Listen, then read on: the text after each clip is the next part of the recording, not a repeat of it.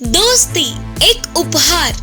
एक बड़े से जंगल का महाराज शेर परिपालन करते थे। उस जंगल के राजा शेर का लोमड़ी और कौवा मंत्री थे। एक दिन कौवा उड़ते हुए आकर बोला, महाराज जी, मैंने जंगल से दूर एक रेगिस्तान में ऊंटों को देखा था। अगर हम उनमें से एक को भी पकड़ लेंगे ना, तो हमें हफ्तों भर में भोजन कम नहीं पड़ेगा, बोला कौवा। ऊंट के नाम को सुनते ही शेर और लोमड़ी के मुंह में पानी आ गए। अरे वाह, ऊंट का मांस! मेरे मुंह में तो अभी से ही पानी आ रहे हैं। फिर चलो ना, देर किस बात की? बोलते हुए शेर जल्दबाजी करने लगा। शेर, लोमड़ी और कौवा जंगल से रेगिस्तान के लिए चल पड़े, पर रेगिस्तान में पैर रखते ही उधर की गर्मी से शेर और लोमड़ी के पैर जलकर चीखने लगे। अरे रे, पैर बहुत जल रहे हैं। ये कौन सा रेगिस्तान है? अपना जंगल ही अच्छा था। हम ऊंट के मांस खाने के बाद फिर से गए तो हमारा मांस पता नहीं कौन सा कौवा खाएगा। कौवे दोस्त, तुम आराम से उड़ते हुए आना ही नहीं, हमें बचाने का रास्ता भी ढूंढो। उससे कौवा ऊंट के पास उड़ते हुए जाकर बोली, दोस्त, तुम हमारे राजा शेर और मंत्री लोमड़ी को जंगल में छोड़ सकते हो क्या? सच्चा होने वाला ऊंट उसके लिए तुरंत मान गया। शेर और लोमड़ी को अपने ऊपर चढ़ाकर जंगल में उनकी जगह पर उन्हें छोड़ दिया। ऊंट की सच्चाई शेर को बहुत पसंद आई। दोस्त, तुम भी हमारे साथ यही रहो, करके महाराज ने कहा। उससे ऊंट भी खुशी खुशी मान गया। शेर के अचानक ऐसे लिए गए निर्णय से लोमड़ी और कौवा खुश नहीं थे और उन्होंने एक चाल सूझी। महाराज, पैर जलने की वजह से आप हमेशा की तरह शिकार नहीं कर सकते और अब भूखा रहेंगे तो हम नहीं देख सकते हैं, इसीलिए आप हमें खाइए। फिर कौवे ने भी कहा, पहले मुझे खाइए महाराज। वह सब सुनने वाला सच्चा ऊंट, उन्हें छोड़ दो महाराज, मुझे मारोगे तो आप तीनों के लिए हफ्ते भर का भोजन मैं बन सकता हूँ, बोलते हुए ऊंट आगे आया। उन बातों को सुनते ही लोमड़ी और कौवा उनकी चाल सफल हुई सोचकर अंदर ही अंदर बहुत खुश हो रहे थे। लोमड़ी और कौवा इसी बात के लिए ऐसे नाटक कर रहे हैं करके शेर भी समझ गया। ठीक है, तुम लोगों के मुताबिक तीनों को खाऊंगा। पहले छोटे जानवरों से शुरू करेंगे। चल कौवे, पहले तू आजा। इस बात से कौवा वहाँ से फुर्र हो गया और लोमड़ी भी वहाँ से भाग गई। ऊंट और शेर तब से अच्छे दोस्त बन गए। जादुई चूहे की कहानी। एक गांव में कोटैया नाम का एक किसान रहता था। कोटैया के पास बहुत जमीन था। उसके खेत में सारे तरह के फसल उगाता था, पर वो बहुत ही खड़ूस था। बिल्ली को भी एक दाना नहीं देता था। तो कोटैया के घर में बहुत सारे चूहे थे। फसल के बस्तों में फंसी चूहों को दवा देकर मार देता था। बहुत सारे चूहों को ऐसे ही मरते देख उनमें से एक चूहा दुखी होकर भगवान जी से प्रार्थना करती है, भगवान जी, मेरे माँ बाप को उस कोटैया ने मार दिया। बस उन्हें ही नहीं, मेरे परिवार में आधे से ज्यादा चूहों को तो उसने मार दिया और अब बचे हुए हम ऐसे मरने के लिए तैयार नहीं है। हम ऐसे ना मरे करके हमें कोई वरदान दो भगवान जी।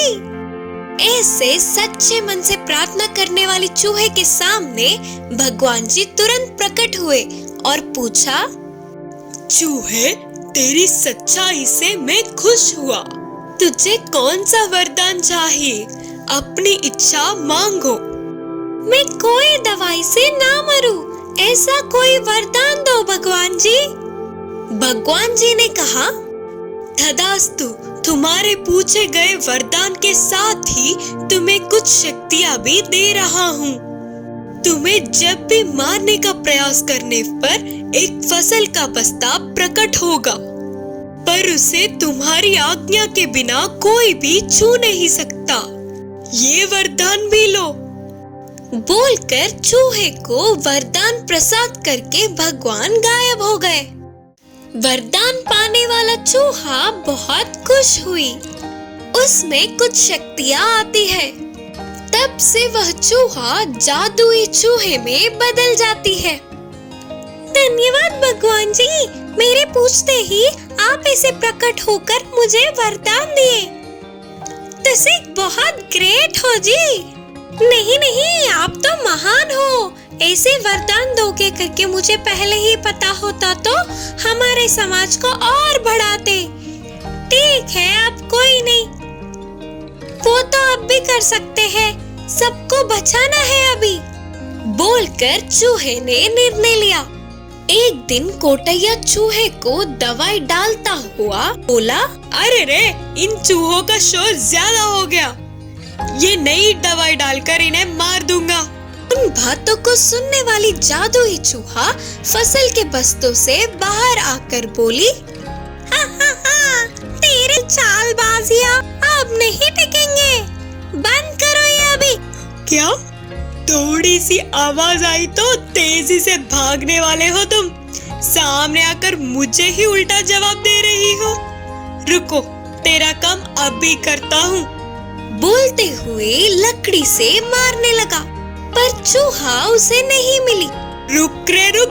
हाँ, तुम्हारे बोलते ही सुनने के लिए तुम बड़े मेरे मालिक हो क्या? जाओ जाओ। क्या तुझे कितनी घमंड है? मुझे कितनी बातें सुना रहा है। रुक रे रुक, तेरा काम तो अभी करता हूँ। बोलते हुए चूहे को लाठी से एक मारता है। उस चूहे को मार लगते ही वहाँ तुरंत एक फसल का बस्ता प्रकट होता है। उसको देखते ही झटका खाने वाला कोटैया पास गया तो वो बस्ता बाहर के फसल का ही है। कोटैया खुश होकर उसने उसे छूने की कोशिश की, पर उसके हाथ नहीं लगी। ऐसा क्यों हो रहा है करके कोटैया सोच रहा था तो तभी चूहे ने कहा, मैं जादुई चूहा हूँ। मुझे मारोगे तो ऐसे फसल आते हैं, पर उसे तुम छू भी नहीं सकते। मैं आज्ञा दूं तो ही तुम्हारे पास आएंगे। कोटैया ने कहा, अच्छा, पर ये कैसा हो सकता है? ठीक है, छोड़। इतने दिन मेरे फसल को तुमने खाया ना, अब तुम्हारे जादू से और भी फसल के बस्ते दिलाओ ना। मेरे परिवार में आधे से ज्यादा लोग तुम्हारी वजह से मुझसे दूर हुए। तुम्हें मैं मदद करूं? तुम किसी का मदद नहीं कर सकते। तुम्हें मैं क्यों दूं? बिल्कुल नहीं दूंगा। अरे यार, ऐसा मत बोलो चूहे। मेरे किए गए कामों के लिए मुझे माफ करो। ये फसल के बस्ते को मुझे दे दो ना यार। तुम जो कहोगी मैं वो करूँगा। चूहे ने कहा, ओहो सच्ची? तुम्हारी इच्छा को देखकर लगता है कि कुछ भी करोगे तुम। ठीक है फिर, अब से हमारे ऊपर कोई दवा नहीं डालोगे। तुम्हें आए हुए खेत में से थोड़ा गरीबों को दान करोगे। तब कोटैया मन में सोच रहा था कि इस जादुई चूहे से ज्यादा लाभ लेके बहुत कम लाभ बता दूं तो हो जाएगा। सोचकर खुशी में बोलने लगा, हाँ ठीक है, तुम जो कहोगी वही करूँगा। तब से कोटैया उस चूहे के मुताबिक ही करता है। असली बात ना जानते हुए चूहे के जादू से आए हुए फसल को अपने खेत में डालने की सपने देखता है और जादुई चूहा उसके परिवार को बढ़ाते हुए खुशी से रहता है। कछुआ और भालू की कहानी। एक जंगल में एक भालू था। उसको बहुत ही बलवान होने का घमंड था। वह जंगल के जानवरों से बिना किसी वजह से लड़ाई करता था, उनको रुलाता था और मारता था। इससे वे सब इस भालू का हमसे पीछा कब छूटेगा करके इंतजार करते थे। उस जंगल में शेर, बाघ और हाथी जैसे बड़े बड़े जानवरों का ना होने पर भालू का कोई मुकाबला ही नहीं था। भालू ने एक दिन जंगल के सारे जानवरों को बुलाया और कहा, इस जंगल में मुझे हराने वाला कोई है क्या?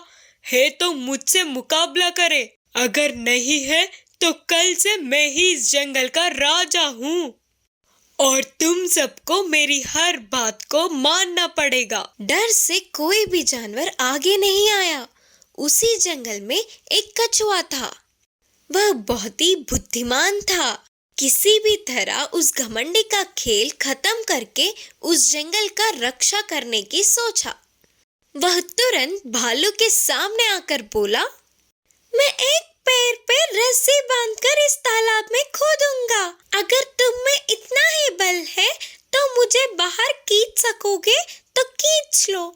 पानी में मुझे कोई हरा नहीं पाएगा। करके कछुए के बोलने पर भालू हंस हंस कर बोला, हाँ, क्या मैं तुम्हें बाहर नहीं खींच सकता क्या? जोर की एक कीच कीछा तो बस उछलकर तालाब से बाहर आ गिरोगे। ठीक है, फिर मैं पानी में बहुत गहराई तक चली जाऊंगा। तुमसे हो सकता है तो खींच लो मुझे, देखते हैं। बोलते हुए एक पैर पर रस्सी बांधकर झट से पानी में डूब गया और कछुआ तेजी से पानी के अंदर गया और एक बड़ी सी पत्थर को रस्सी से बांधकर बाजू में ही चुपचाप खड़ा रहा। भालू को ये सब पता नहीं था ना, इससे उसने रस्सी खींचना शुरू किया।